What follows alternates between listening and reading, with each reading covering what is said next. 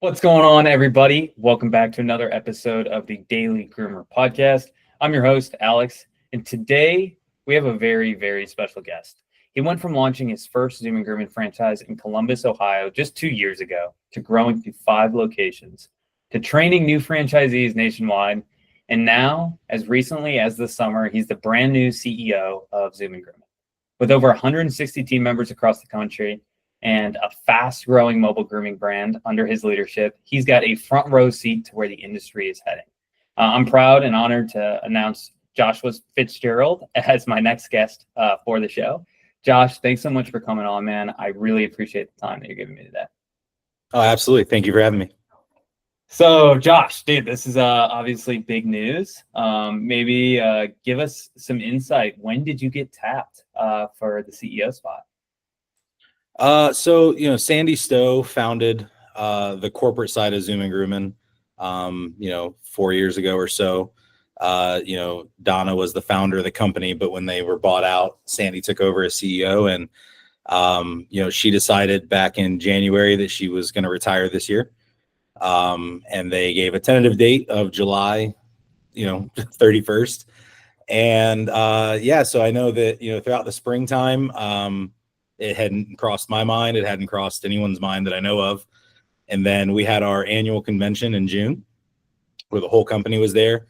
It got brought up very casually amongst some people on the support team and myself. There's a funny story about looking for a Coca-Cola, how the conversation popped up. And then, John and I chatted. John Hewitt's the owner, or CEO rather, of Loyalty, who owns Zoomin Groomin. We chatted for about 5 minutes about the concept of me just kind of coming on board, not necessarily as a CEO. And then, within about 30 minutes, I had one-on-one meetings with everybody on the executive team. And then about an hour later, I had another meeting set up the next day to have breakfast with John again. And then about a month goes by where we're talking, if not every day, pretty close, every other day or so, just chatting about the opportunity. At this point, it had become clear that this was the role we were talking about. Sometime first week of July is when they officially offered me the position. It was funny. I had to be pretty quiet about it.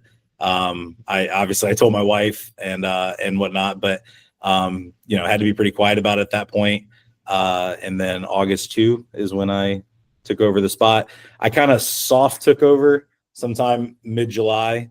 Sure. But it was very strange because, I wasn't the CEO and Sandy still was. So we were having all these like team meetings and stuff where both of us were there. And it was like, someone would ask a question and they'd look at both of us and be like, which one do we go with?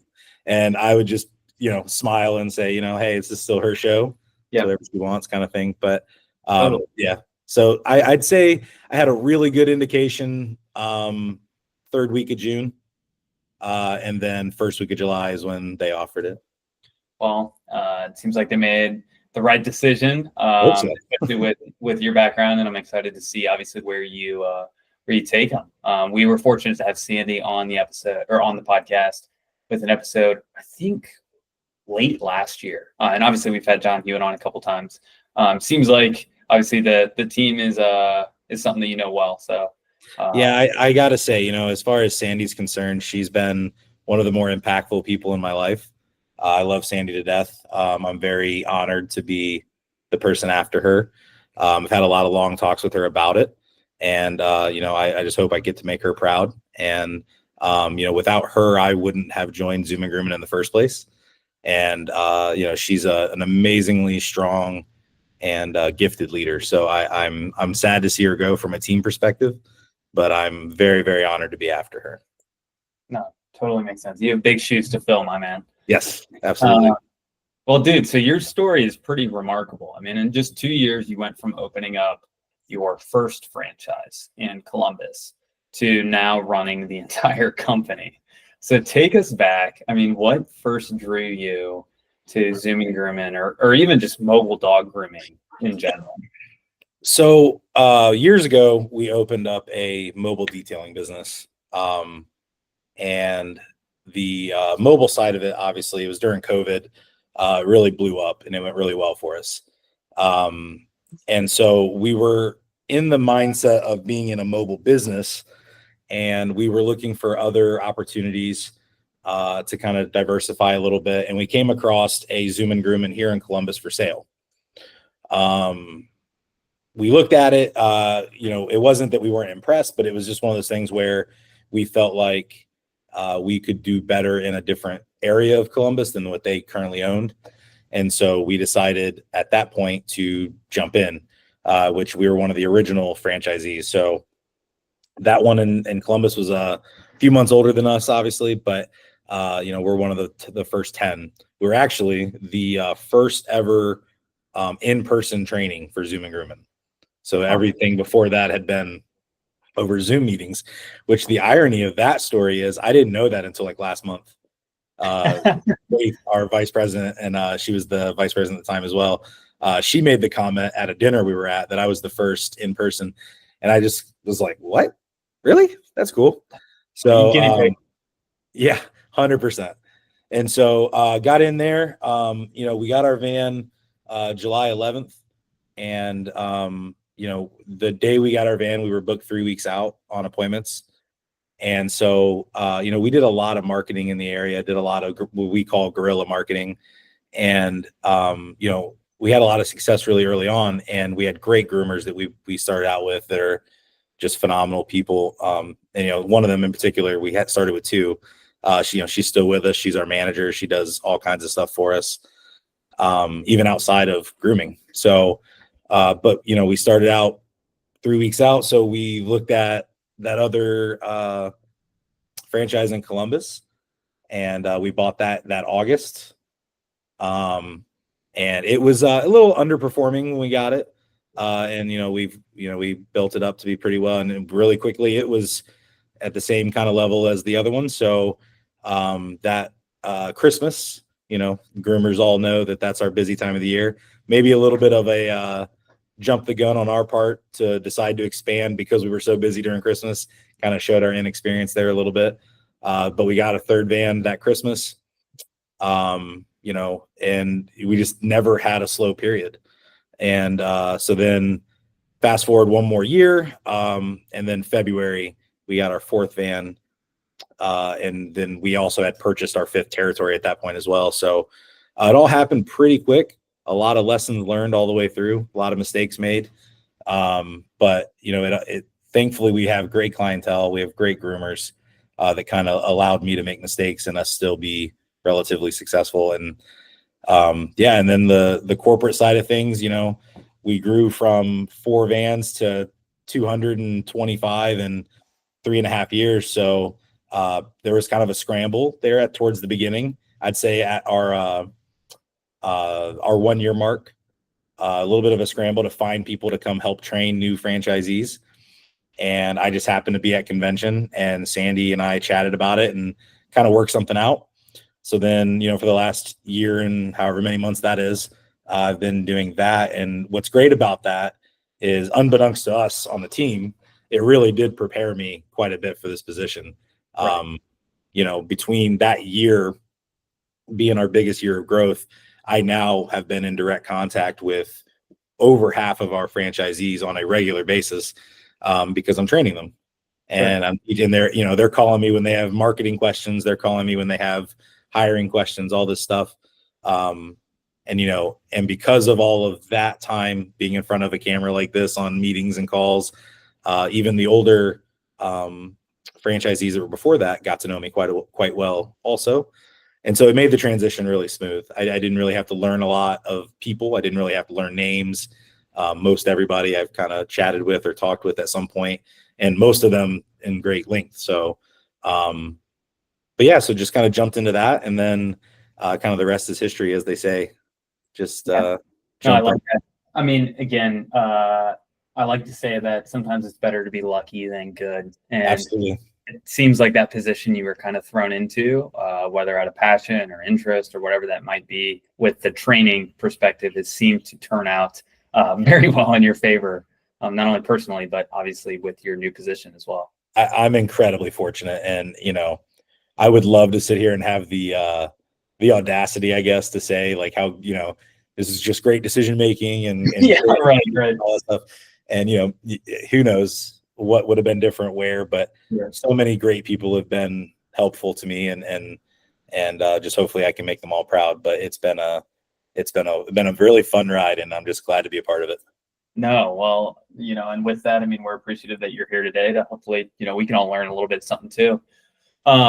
Let's circle in on the training element for a second, because you've got some experience there. Not only getting in the industry, not knowing about it, but then also training other folks that have done that same thing, got in without knowing about it, and have, I'm sure, as you've seen, have come very successful mobile grooming business owners. What have you noticed, maybe a pattern or, just a commonality across new mobile grooming business owners that they seem to get wrong? I think a lot of it has to do with just not either being willing or not being able to be a problem solver.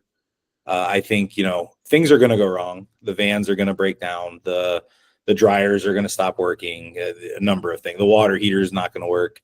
And I think, there's a percentage of, and I'm just going to speak from our side. There's a percentage of franchisees that, their first reaction is to jump on an email and reach out to support. And then there's the percentage that their first reaction is to grab a wrench, even though they don't know how to use it, and jump out there and watch YouTube videos and get the van up and running. And then call somebody, and make sure that they were right and all that stuff. And I think that having a passion for business in general is not a commonality for everybody. I think everybody loves the idea of running a business. I think everybody loves the idea of being the boss. And I think that's really cool. And that's certainly a part. You need that desire too. But I just don't think that everyone quite understands that, when you own a business and something goes wrong, you are where it stops. Yeah. That you don't have a manager to call. And so I would say that is probably the biggest pinch point. And then the other side is not being willing to listen to people or the system around you telling you that you're wrong about something. It's hard when you've invested, let's call it $150,000 in something. You've done it for 2 or 3 months and you've been happy with your results. And then someone walks up to you and tells you, hey, just so you know, you've been doing this wrong. You could get XYZ results by doing this. It's hard to smile through that and accept it and try it. And I think that realization, though, is really what sets your great franchisees apart, is that, hey, just because we had the money to invest in this doesn't necessarily mean we had the knowledge to do everything correctly. And learning is perfectly okay. And if you're not learning and evolving, you're going to end up not being there at some point. So I would say those two things. Makes sense. It seems like there's a fine line to walk between, the head down, blissful ignorance that I'm just going to do it, and the head up, attention of, hey, it's okay to ask questions. Like I'm going to look at the people that are doing well and see what I can learn from them. It seems like there's a fine line to walk between the two of them, for sure. I'm curious, you did it yourself. You went from 1 van to 5, and I'm sure some of the folks that you've trained, you've also seen go from, 1 to many. What seems to set, you or those people that you see apart, those business owners that are able to go from one to 3, 4, 5, 6 vans, whether in a franchise or a non-franchise? What are some of the common patterns you see amongst those business owners? Yeah, I think whether it's your passion is particularly in dog grooming or particularly in business or particularly in people, whatever your passion is, I think having that level of passion, it's very easy to get content. And I think the biggest difference for me of the people that I see, and I'm not necessarily referring to myself on this, but just an ultra competitive nature, whether that's, they just want to provide the best lifestyle they can for their family, or whether that's they just want to be the best XYZ they can be, tends to be the thing that really sets people apart. Because if you don't have the passion to do well, then it's going to be, doing really well is not easy. If it was, I mean, everybody would do it, right? And so being a business owner that is successful is not a particularly easy task. Just like being a great dog groomer is not an easy task. It takes a lot of work. And if you don't have that passion to do it, then what's going to get you out of bed to do it, right? the idea of doing well really isn't enough. And, John Hewitt says all the time, if it's meant to be, it's up to me. And I think that the idea is, where's your passion lie? Does your passion lie in just, enjoying yourself and having fun and just being happy? If that's the case, then great. If your passion lies in, having the most successful business you can and continuing to grow and create like what we always call the mobile grooming empire, then that's what your work's going to show. And I would say that's the biggest characteristic that's across the board for successful franchisees. The problem with that statement that I just made is that, like, what does successful mean, right? So if you're one of my franchisees, Alex, and you tell me that you really want to have as many vans as you can to provide a certain amount of money for you and your family and a certain amount of money for you and your groomers, and you just want, let's just throw a number and say you want $60,000 a year to live comfortably and to do well with, and you get to that with 2 vans or 3 vans or whatever have you, and you're thrilled with that and you can continue that for the rest of however long you want to, I would call you a very successful person. And that's great. And I would be thrilled for you. I know that a lot of our franchisees would not be okay with that and they want more, and that's great for them. And I want to help them. And that's really what I want to do, is I want to help whoever is there in front of me reach whatever their goals are. And so if the question is, what's the characteristic that shows like the people that have, multiple units and are striving to continue growing, I would say an ultra competitive nature and being very passionate in regarding to that competition. That makes sense. I mean, I think your point too about goal setting is extremely important, of like knowing what the bar is, right? Yeah. Like if I told you, hey, I want to make X a year, and that would be a wild success in my eyes, you might know just from what you've seen that, like you're going to be able to reach that with 1 or 2 vans. Like you don't need 8, right? And so when you get that 1 or 2 vans, you kind of, settle out, let's call it, because you've reached, that internal goal. And whether that's important to me and just me or you as well is a whole nother thing, where that bar is of my goals. Yeah. And I love to see stuff like that. Someone that really knows what they want is exciting, because it means that I'm going to be able to know when we're finished. I'm going to be able to know exactly when you're going to hit your goal, what level I can help you to.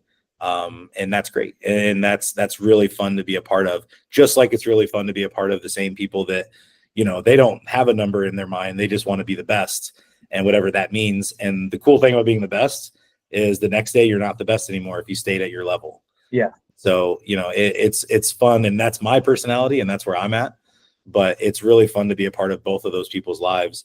And Zoomin Grooming gives me that opportunity to be with a ton of different personalities and people with goals. So it's been great, but definitely would say ultra competitive. That's the characteristic I see. Okay. No, I mean, wish I could say that's a surprise. That makes a lot of sense. Amongst all of the business owners that I've interviewed, it seems like the ones with the bigger businesses also are just, hungry, still hungry as they keep going. On that note, Josh, I'm curious, a lot of what you see as a trainer or teacher, let's call it, to brand new franchisees / business owners, I would bet a fair amount of it anchors on expectation setting. I've seen it as well with brand new folks that want to start for the first time ever a mobile grooming company. Maybe they're groomers and then they want to get into being a business owner. And it seems like there isn't, and I know there is not, a clear cut and dry, like here's exactly what you can expect to make or exactly what you can expect to happen your first year as a business owner. But again, given what you've seen, I'm sure history doesn't repeat itself, but it rhymes, right? Can you lay just some subjective expectations out for us, assuming we're brand new business owners, right? And I'm not asking for numbers necessarily. It could just be, hey, in your first year, this is what you should expect as a brand new mobile grooming business owner. In your second and third year, or your second and third units, maybe this is what you should expect. Take that any way that you will. Yeah. So we actually, we have flow charts for this sort of conversation. We have what we call exceptional, we have average, and then we have opportunity, areas for opportunity, right? And so I think the biggest thing for a new business owner, and this is something that I'm so thankful that I had someone like Sandy to tell me, there's 2 sides of this business. Okay. There's running the business and there's grooming. And, you can get more complicated than that, but that's really what the two levels boil down to. And the bottom line is that if you don't know grooming, you're not a groomer, then that other side of that business is going to be very difficult for you. And the same goes for the groomer, right? If they are not business people, then this side of the business is gonna be very difficult for them. So it's really important, particularly with your first couple groomers, is to hire people with like-minded goals that understand that you are learning and that hopefully they're willing to learn, and you guys can meet somewhere in the middle. And I was very, very fortunate to hire my manager when I did, back when she was just my groomer, whatever that means. And she's helped develop me every bit as much as I've helped develop her. And so I think that's where new franchisees and new business owners in general, if they're not groomers, get into a lot of trouble. And I think that, at the end of the day, we have to know dog breeds. And if you don't, well, you got to learn it.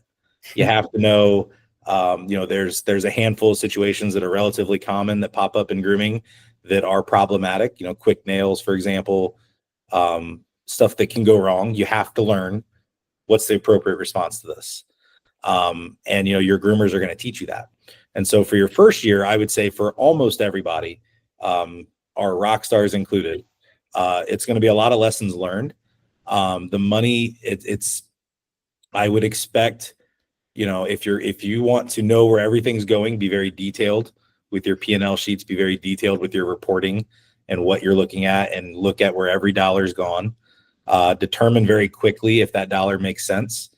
One of the biggest mistakes people make, in my opinion, in business in general, is if on Monday it doesn't work and they still have it going on Friday. If you've given it some time, and there's different aspects of business that do give it a week or two, but if it doesn't work, it doesn't work. Let's move on.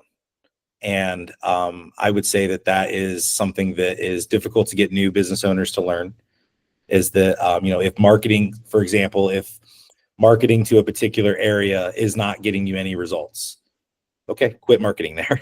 Like, move on to the next place, or, broaden your target a little bit, something. Don't just keep throwing the same amount of money at the same amount of area and expect it to give you a different result. It's just not how stuff works. And then, as you get into your second year, things should become a little bit easier. Presumably before your second year, things should start getting easier. But, your second year should be a lot more about expanding your team, using the information and the knowledge you gained from your first couple groomers to continue that and get more groomers. More hands you have in there, the better off you're going to be as far as coverage goes, as far as talent level goes, all that stuff. And then, by third year, you should pretty much have a handle on it, I would say. Definitely need to know at that point, like, what your expectations for your business are. If you're looking to have 10 vans down in Tampa, then great. You should definitely know if that's a possibility by your third year. And, if it is, then wonderful. Let's get to it. If you're happy where you're at, then wonderful. Let's get to that and really tailoring what you're doing to your needs. But specific dollar amounts and all that stuff, it's really hard to say. That's very dependent on your market and, your business acumen, what financing you use, what capital you have to work with, all that stuff. But I think that, though, it's definitely be okay with failing. And if I could go back, people ask me this question all the time. I don't know if you're going to later. I'm sorry if so. People ask me all the time, what would you tell yourself in July of 23 if you could go back today? And my answer always is, everything's not a big deal. I promise. Very few things are a big deal. And the ones that are, it's very obvious when they are. And so, like, if you're in a situation, something goes wrong, and you're not really sure if this is the end of the world, then it's not. Almost assuredly, it's not. And so just try to calm down, make your first reaction a smile, whether you're happy or not, and try to figure out, okay, what's next, and go from there. And I think if people would do that, they'd have a lot more successful business owners. Man, I mean, hang that on the wall of small business of America, man. Whether it's grooming or not. I mean, that quote and that insight remains. You said something there that sparked a thought in my head, amongst setting expectations when it comes to numbers, and how it can vary based on financing. It can vary based on maybe even other things like how active I am involved in the business or not. I'm curious. Two follow-up questions were sparked out that. One, I hear all the time from people in it and from people outside of it that owning a franchise, whether it's mobile grooming or not, is a passive investment that can be made. Before you laugh, explain to me how passive truly is owning. How much should I expect if I was to buy into the Zoomin Grooming system, buy my first van? How much should I expect to work owning that first franchise, right? Are you going to go and say, hey, dude, like you got to lock in and focus here? It's like, oh no, just collect mailbox money, my friend. There's a couple different answers to this. The obvious one is, our most successful franchisees put a lot of work into it. I certainly put a lot of work into mine.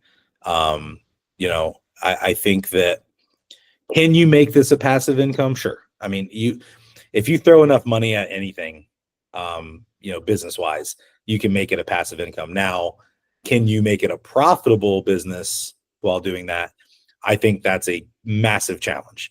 And I think that anyone currently at the size they are within Zoomin Grooming would have a difficult time doing that. If you were to build, a 10 to 15 van fleet and have that running and then pay somebody to run it for you, I suppose you probably could make a passive income. My question would be, how did you get to those 15 vans at that point? So one of the things that really sets Zoomin Grooming apart from some of our competitors that I will let remain nameless is the human aspect of what we do. We have a thing called the top 10, and it's in a big circle because none of them out prioritize the others. And one of the ones that's on there that I think is really important is following up personally with your clientele. My team at this point, we call every single person that we've worked with within 2 days of their groom. And that call has many different, back hidden agendas to it of like, making sure everything's okay, making sure that, they're happy with us, that, hey, can you leave us a review? If you are you ready to rebook? Sure. There's lots of reasons for that call. But I think the most important reason of the call is to demonstrate to them that, hey, we live here. We're humans. This is our business. We thrive on this. This is how we pay our bills. We are actual people. We're not a conglomerate like McDonald's or Wendy's or whatever. And that, I think, is a huge misconception. People hear the word corporate and they hear the word franchise and they think that these are just, like a Walmart, right? There's managers, there's supervisors, there's people. And then somewhere in a really bad land somewhere, there's some big person, just collecting all this money. And the reality of it is, most of our franchisees, this is their business. They treat this just as if, instead of it saying Zoomin Grooming, it said Josh and Alex's grooming. Yeah. And it's very similar. And the same struggles that I have as a franchisee are very similar to the ones right down the road here in Columbus. We have two locally owned, they're not affiliated with any franchise companies, that both have 8 vans apiece. They're not franchised at all. And they're in the same situation I am for just about every day. And so, kudos to them for figuring it out the way they did. And it's impressive. But I think that's the biggest thing, is that, we have to show our human element, because if we don't have that human element, what's the point? And that's kind of where my mind goes. And I think just as important as showing that we have that is actually having it. And that's something that that we're trying to get across at Zoomin Grooming quite hard right now. But I think the human aspect of it all is what really drives everything. Dude, I love that. Ever since I interviewed John Hewitt the first time ever, that was the first interaction I ever had with anybody over at Zoomin Grooming. He said something that is still stuck with me that you just repeated to this day, was that he has made it a standard when his business was at, when Loyalty bought Zoomin Grooming. I forget how big it was, but it was much smaller than it is today, to how it is today. And that number one standard was that you, as the owner, you call your customers. Yeah. And that stuck with me today, that you can do that whether you're at 1 van or 225 vans, right?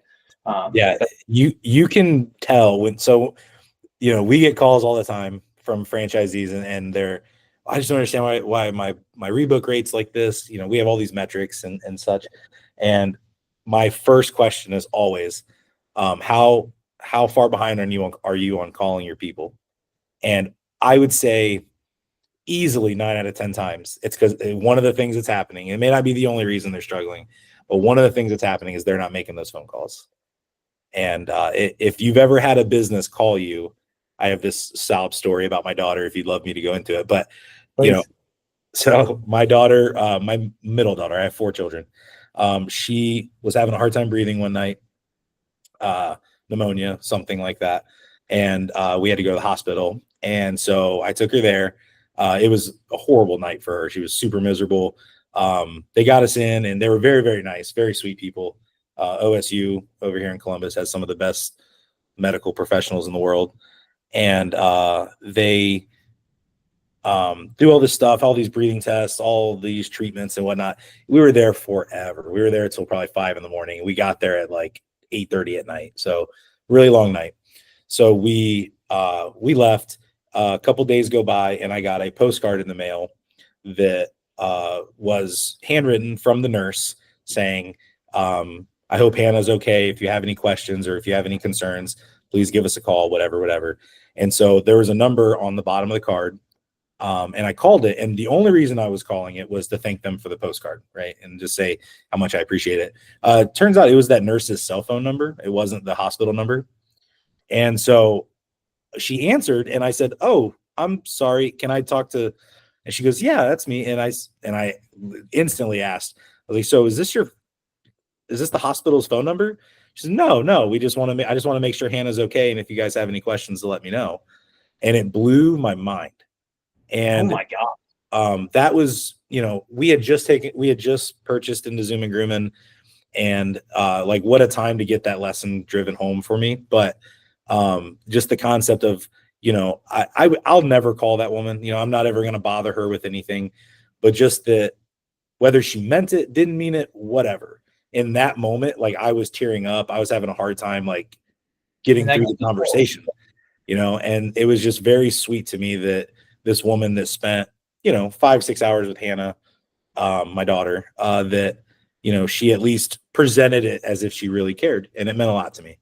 And so we started doing things from that day on that, in my opinion, really they're very impactful. We've had pets pass away, of people that we've groomed, and we send them flowers, we send them a card.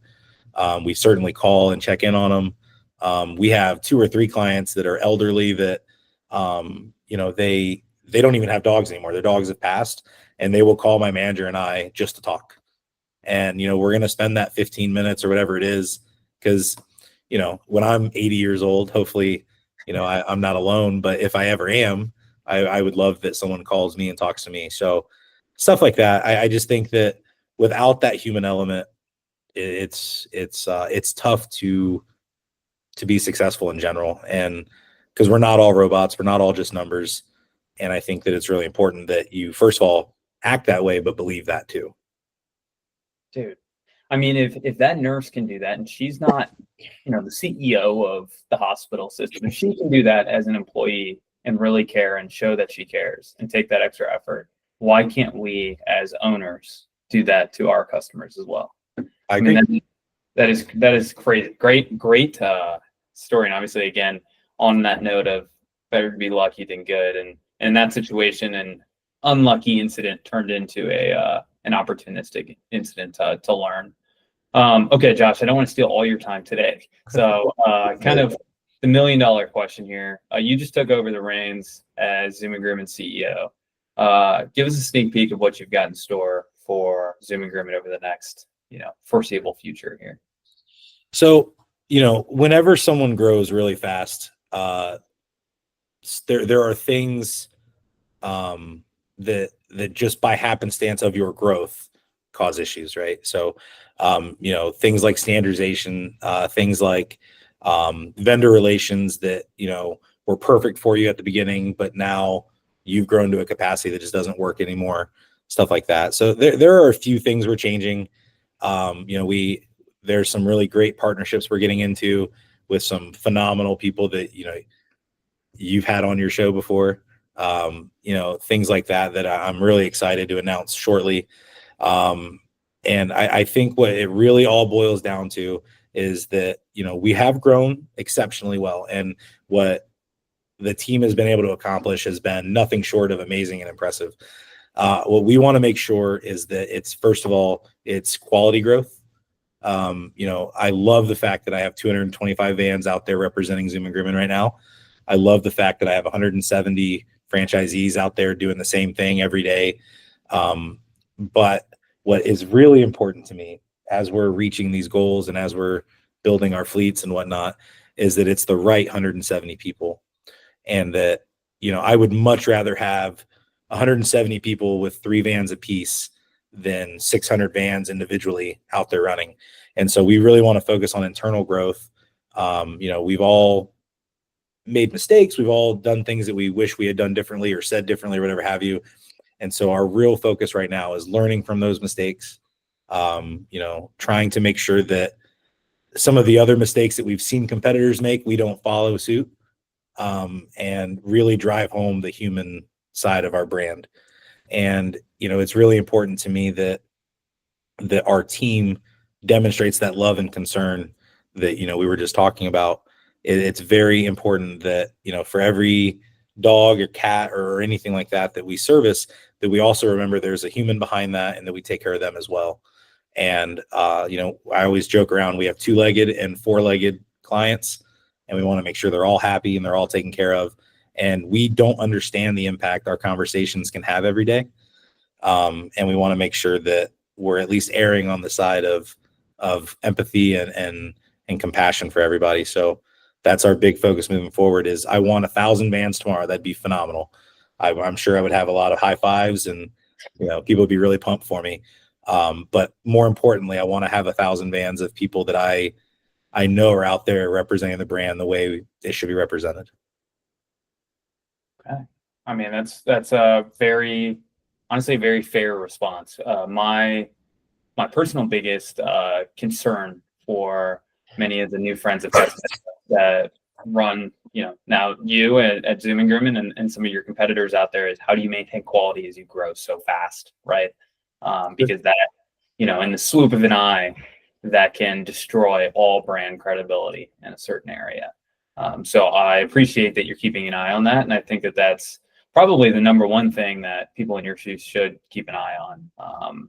So it sounds like you got your head in the right position, Josh. Josh, tell me if somebody listening wants to either follow along with your growth or maybe even explore franchise opportunities themselves, where's the best place for them to go? Zoomingrooming.com for sure. There's a about us on there. You can get in contact with our corporate team. My email is even on there. So if you wanted to just chat with me, that's fine too. And then, our social medias between Instagram and Facebook are the most active for sure. We also have like a LinkedIn and a couple of those other ones, but it's just Zoomin Groomin USA. And definitely there's a number of franchise developers that could get with you and chat with you, or there's a number of franchisees that we use as validators that would be more than happy to chat with you as well. Awesome. Well, Josh, thanks so much for coming on, dude, and spending so much time with us today. Unofficially 4 weeks in, unofficially, maybe a couple months in. So thank you so much, dude. I really, really appreciate you coming and sharing all this, and we'd love to follow along as you guys grow over there. Yeah, thank you so much for having me. It's been great. Awesome, Josh. And that's the pod, man.